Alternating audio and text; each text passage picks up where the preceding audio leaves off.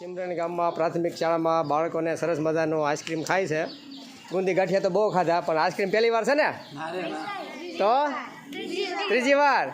જમાનાની સાથે સાથે આમાં પણ હવે અપડેટ આવ્યું છે, કારણ કે અમે નાના હતા તો કંઈ આવતું નહીં. ગામમાં કોઈક મરણ પ્રેમું હોય તો એ માત્ર ને માત્ર ખાલી વારો આવતો, એ પણ ગુંદી ગાંઠિયાનો. એટલે હવે ગામનો વિકાસ થાય છે ને સાથે સાથે સ્કૂલનો પણ અને બાળકોનો છે સરસ મજાનો. દરેક લોકોને મસ્ત મજાનો આઈસ્ક્રીમ ખવડાવવામાં આવે છે.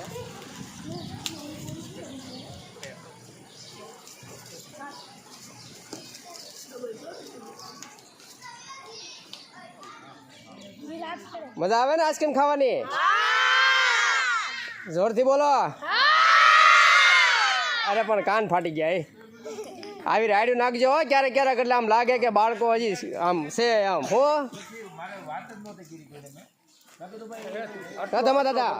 દાદા કોના તરફથી છે આ? છે કાનજીભાઈ ધામેલિયા, મગનભાઈ ધામેલિયા તથા ભોળાભાઈ ધામેલિયા, ત્રણેય તરફથી હનુમાન જયંતિ નિમિત્તે જે ગુંદી ગાંઠિયા દેવાના હોય ને એનું આયોજન તે દી નહોતું થયું. તે દી બાળકોને લાટ ગુંદી ગાંઠિયા મળ્યા હતા, એટલે આજે આઈસ્ક્રીમ ગોઠવું છે. પણ સરસ છે. ગુંદી ગાંઠિયા કરતાં ગુંદી ગાંઠિયા ખાઈ ખાઈને બાળકો અપખે આવી જાય, પણ આ સરસ મજાનું આઈસ્ક્રીમ મળે તો બાળકોને પણ મજા આવે.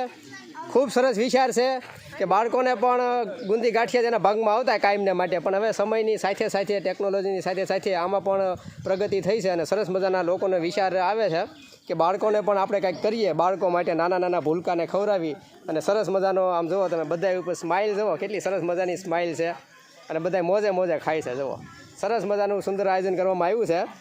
મજા આવે ને બધાને? તો કાનજીભાઈનો અને ત્રણેય ભાઈઓનો આપણે આભાર માનીએ કે આવું સરસ મજાનું કાર્ય કરતા રહે. ખૂબ ખૂબ ધન્યવાદ ધામેલિયા પરિવારનો, ત્રણેય ભાઈઓનો. સરસ મજાની તમને કહું આવી ગરમી હોય અને એકદમ સુંદર મજાનું નિશાળનું વાતાવરણ છે.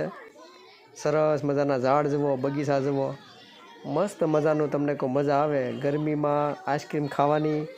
નાના નાના ભાઈબંધ મિત્રો સાથે બેસી અને ખાવાની કંઈક મજા જ કંઈક અલગ હોય છે.